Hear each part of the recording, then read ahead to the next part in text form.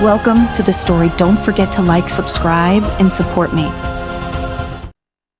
The heavy oak door creaked open, and Arthur entered the study where his mentor, Magus Eldred, had spent countless hours. The room was a mess. Books scattered across the floor, scrolls half unfurled, and strange charred remains of a parchment glowing faintly beside the cold body of Eldred.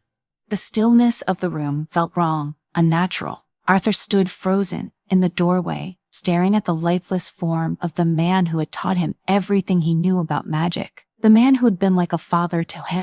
His heart hammered in his chest. Eldred Tenars. Hoarse voice was weak, breaking the silence like a whisper in a church. But there was no response, no movement. The mentor's skin had turned a deathly pale, his once sharp eyes now glassy and vacant. Arthur knelt down, feeling a rising nausea as the realization hit him. Eldred was dead. A wave of disbelief washed over him. How could this happen? Eldred was one of the most powerful magicians in the kingdom, a man of immense wisdom and skill. He had survived countless battles, political strife, and even assassination attempts. Yet here he lay, alone in his study, struck down without a trace of what had happened. Arthur's trembling hand brushed over the burnt scroll. He recognized the remnants of Eldred's seal at the edge, but the contents were obliterated. Whatever Eldred had been working on, it had clearly cost him his life. Arthur clenched his fists, tears welling in his eyes. This wasn't a simple accident. Someone had silenced his mentor. As he stood up, Arthur's eyes fell on the desk where Eldred's journal lay open. A single page remained untouched by the disarray, the ink still fresh. It wasn't a spell or a lesson, but a name, the Arcane Council. A shiver ran down Arthur's spine. The Arcane Council, the shadowy group of elder mages who pulled the strings behind the kingdom's rulers, manipulating the political landscape as they saw fit. Eldred had always warned Arthur to be wary of them, to never cross paths with their hidden agendas. Now it seemed Eldred had done exactly that. Arthur felt a cold dread settling in the pit of his stomach. If Eldred had been investigating the council, then he had uncovered something too dangerous to ignore. His mentor had died for it, and if Arthur wasn't careful, he would be next. Arthur hurried back to his chambers, his mind racing. He locked the door behind him and lit a single candle, casting a dim glow across the small cramped room. His mentor's journal rested in his hands, the name of the council etched into his thoughts like a brand. He had to find out what Eldred had discovered. The truth of his mentor's death could not be left buried under a veil of secrecy. The days following Eldred's death were a blur of suspicion and whispered. The Arcane Council quickly declared it an accident, a tragic mishap during a dangerous experiment. No one questioned the verdict. Why would they? The council was revered, feared, and above all, untouchable. But Arthur couldn't shake the feeling that something was deeply wrong. The burnt scroll, the suddenness of Eldred's death, the council's dismissal, it all pointed to something far darker. Late one evening, as the rain pounded against his window, Arthur sat by his desk, poring over the pages of Eldred's journal. It detailed weeks of secret meetings, cryptic conversations with members of the royal court, and hidden dealings involving the council. Eldred had suspected corruption within their ranks for years, but only recently had he uncovered proof that certain members were colluding with the kingdom as enemies, steering wars and political decisions for their own gain. Arthur's heart sank as he read the final entries. Eldred had planned to confront the council to expose their treachery to the king. But before he could act, he was silenced. Arthur knew that if he followed in his mentor's footsteps, he would be risking everything, his life, his future, and possibly even the safety of the kingdom. Yet the thought of doing nothing was even worse. He couldn't do this alone. The next day, Arthur made his way to the edge of the city, to the crumbling tower that housed Magister Lorena. Lorena had been an old colleague of Eldred's, once a respected member of the council herself, before she left under mysterious circumstances. Rumors swirled around her. Some said she was a recluse. Others whispered that she had turned to dark magic. But Arthur knew that if anyone had insight into the council's sad workings, it would be her. He knocked on the iron door, his pulse quickening. For a moment, he thought no one would answer.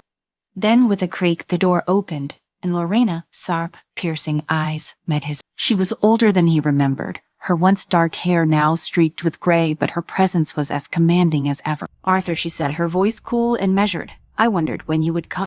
I swallowed. You know why I am here. Lorena stepped aside, gesturing for him to enter. Her tower was cluttered with ancient books and strange artifacts, the smell of incense heavy in the air.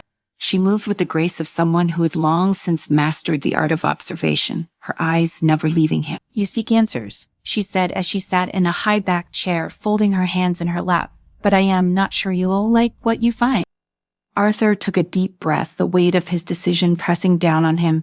Eldred was murdered. I need to know what. Lorena's gaze softened for a moment, and she nodded. He was getting too close to the truth. The council is not what it once was. Corruption runs deep, and those who stand in its way are removed. Then help me, Arthur urged. Help me expose them. Lorena let out a bitter laugh. Expose them? You were asking to be killed. The council has ears in every corner of the kingdom. They have allies, powerful ones. If you make yourself known, they will crush you.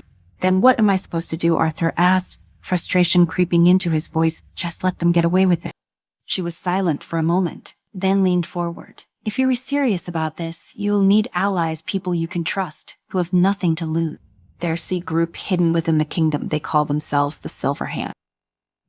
Arthur furrowed his brow. He had heard whispers of the Silver Hand, a rogue faction of knights and mages who opposed the council's rule. But they were little more than a rumor, a story told to frighten children. They were real. Lorena continued, reading the doubt in his eyes. And they hate the council as much as you do. Find them. Convince them to join you. It's your only chance. Arthur stood, his resolve hardening. Where can I find them? Lorena's lips curved into a small, knowing smile. They'll find you. Days passed, and Arthur followed Lorena's advice, moving carefully, quietly, avoiding attention. But no matter where he searched, he found no trace of the Silver Hand. His frustration grew with each passing hour. He needed their help. Without them, his chances of confronting the council were slim to none. One evening, as he wandered through the city's Market district, a figure stepped out of the shadows, blocking his path. It was a man cloaked and hooded, his face obscured in darkness. Arthur, the man said, his voice low and gravelly, we've been watching you. Arthur's heart skipped a beat. You were with the Silver Hand? The man nodded. Meet us at the old cathedral at midnight. We'll talk then. Before Arthur could respond, the man melted back into the shadows, disappearing as quickly as he had appeared. Arthur stood there for a moment, processing what had just happened. It seemed Lorena had been right. The Silver Hand was watching, and now they were ready to talk. The old cathedral was abandoned, its walls crumbling and covered in ivy. The air was thick with the smell of mildew and decay as Arthur stepped inside, his footsteps echoing through the hollow, empty space. The moonlight filtered through broken stained glass windows, casting eerie, colorful shadows on the ground. Arthur stood in the center of the cathedral, waiting. After what felt like an eternity, a group of figures emerged from the darkness. There were 6 of the mages and knights, their faces hidden beneath hoods. One of them stepped forward, pulling back her hood to reveal the face of a woman Arthur recognized instantly. Allure, he breathed. Allure stood before him, her eyes as piercing and intense as they had been the last time they had met. She had been Eldred's sire, pupil, once a prodigy in magic whose talents had outshone even Arthur's. But she had left the academy years ago following a dispute with the council. Now she was here among the Silver Hand, and Arthur couldn't tell if that was a blessing or a curse. I didn't expect to see you here, Arthur said, his voice barely above a whisper. Allure crossed her arms, her gaze never wavering. I didn't expect you to survive this long meddling with the council's affairs. You've made quite a mess. Arthur swallowed hard. Eldred's dead. The council killed him. I know, she replied coldly. I warned him to stay out of their business. But he didn't listen, and now you read about to make the same mistake. Arthur took a step forward, his fists clenched at his side.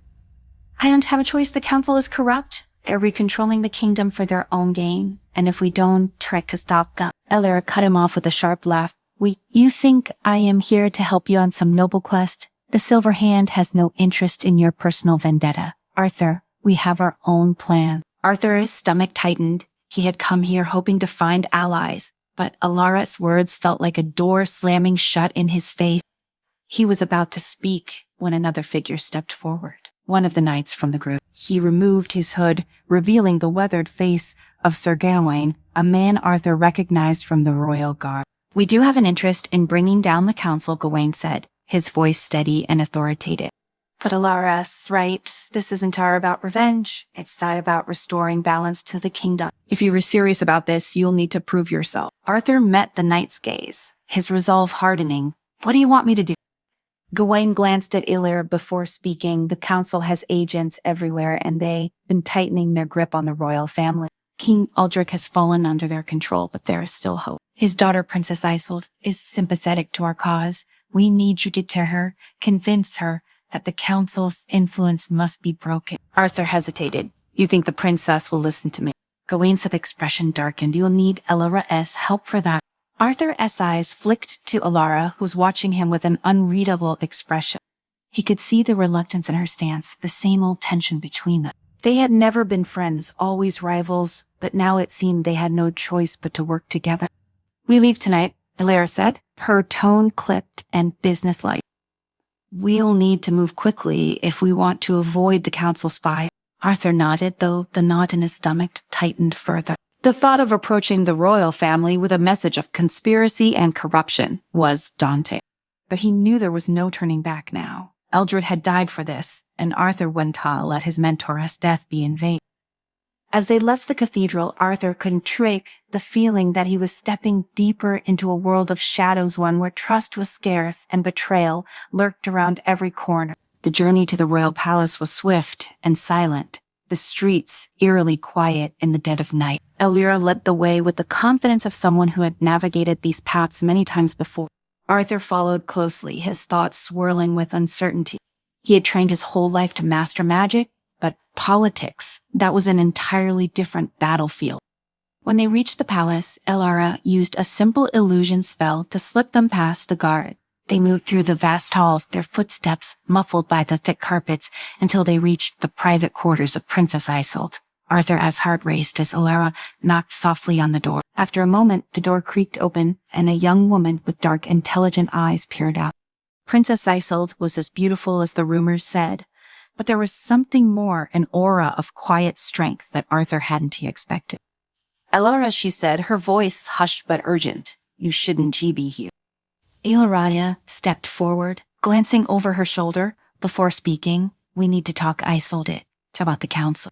The princess hesitated, her eyes flicking to Arthur. Who's this? Arthur, Allura said, without looking at him. He was Eldred's apprentice. He knows what's at stake. Arthur felt the weight of her words settle over him like a mantle. He met the princess' gaze, hoping she could see the truth in his eye. Your Highness, the council has been manipulating the kingdom for years. They control your father, Eldred, found proof, and they killed him for it. We need your help to stop that. Isolde's sass face tightened, and she glanced down the hall nervously before stepping aside to let them in. Once inside, she closed the door behind them and turned to face Arthur and Lotta. I've suspected for a long time that the council had too much influence over my father, she said quietly.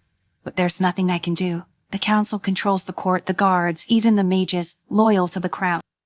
That's why we were here, Drea said. Her voice firm. With your support, we can expose the council's corruption. The people will follow you. Isolde shook her head, her eyes darkening. If I speak out against the council, they'll kill me. And they once he stopped there, they'll make an example of anyone who stands with me. Arthur stepped forward, his voice steady. You were the heir to the throne, princess. You were the only one who can rally the kingdom against them. Eldred believed that if the people knew the truth, they would rise up. We just need to get the evidence to that. Isolde looked at Arthur for a long moment, her expression unreadable. Then slowly she nodded. If I help you, there's no going back. The council will come after all of us. We know, Arthur said, his voice soft but resolute. But it's that the only way. Isolde's eyes flicked to Allura. What do you suggest? Allura crossed her arms, her brow furrowing in thought. We need to gather the evidence, documents, witnesses, anything that ties the council to their crime.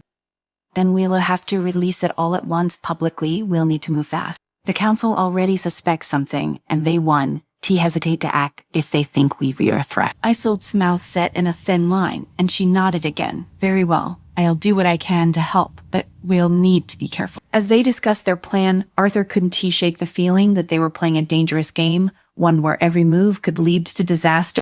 But as he looked around at the determined faces of Alara and the princess, he knew there was no turning back. They had to bring down the council, no matter the cost.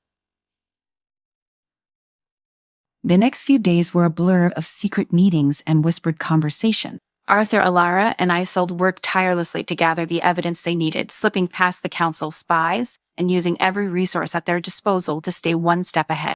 But the council was always watching, always waiting for the moment to strike.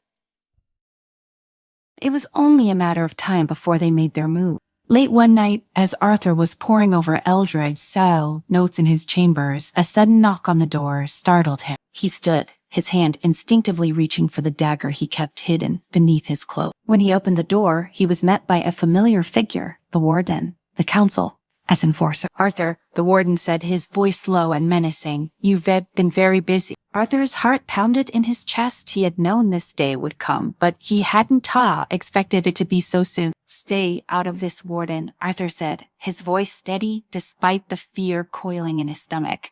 "You don't want to get involved." The warden smirked. "I am already involved. You've made a mistake, boy. The council doesn't tolerate disobedience, and you've crossed a line you can come back from." Arthur's grip tightened on his dagger, but he knew it would be useless against the warden's magic. He needed to think quickly.